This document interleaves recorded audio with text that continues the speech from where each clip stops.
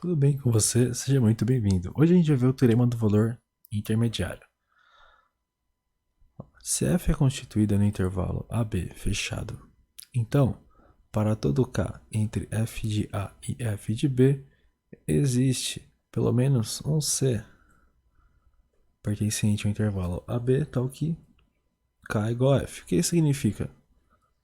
Se tem essa função em azul, tem o B, f de B calculado, tem o A e f de A.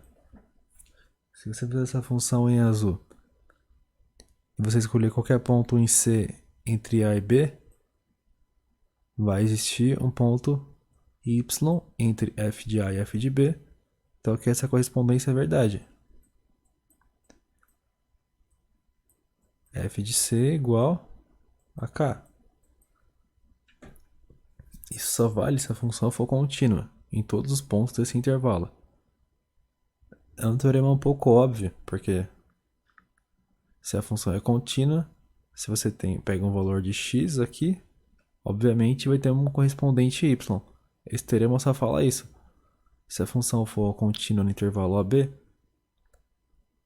existe um valor que você pega em x que vai ter correspondência com o valor que tem em y.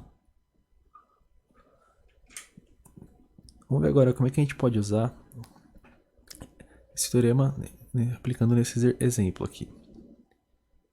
A gente tem essa equação aqui. A gente sabe que essa equação é um polinômio, e todo polinômio é contínuo. Se é contínuo, a gente pode aplicar esse teorema anterior aqui. Então a gente sabe o seguinte: verifique que essa equação tem pelo menos uma solução no intervalo 0 e 1.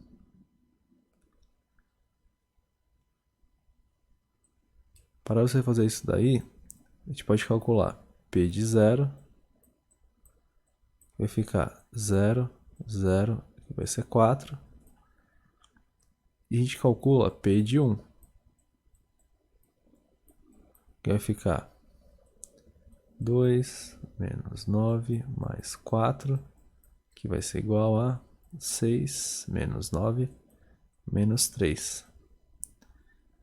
Então a gente tem que esse daqui deu positivo e esse daqui deu negativo. Então se a gente for fazer um esboço do gráfico, será mais ou menos isso. Aqui é o ponto 0, aqui é o ponto 1.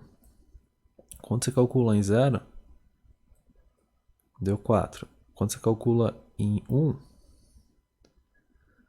a função aqui deu menos 3. Então, sabe que em algum momento ela vai cruzar aqui no 0. A gente não sabe como é que é a função, mas ela vai cruzar aqui. Como a gente sabe que ela vai cruzar aqui? Por esse teorema do valor intermediário. Então a gente sabe que existe um C entre 0 e 1,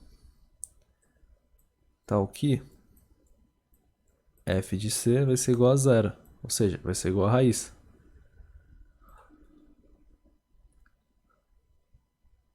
Então com isso a gente consegue verificar que esse polinômio vai ter ao menos uma raiz, porque trocou de sinal nesse intervalo. Então toda vez que tiver um intervalo aqui, e você calcular o polinômio, ele ficar positivo e depois ficar negativo, significa que entre esse positivo e negativos tem pelo menos uma solução. Eu poderia fazer isso aqui. Você poderia ter mais de uma solução aqui. Ele ficando positivo e negativo. Aí você tem que ver passo a passo ou diminuir o intervalo. Bom, teremos o valor intermediário que vocês vão usar para resolver exemplos desse tipo. Espero que vocês tenham entendido mais e até a próxima. Falou!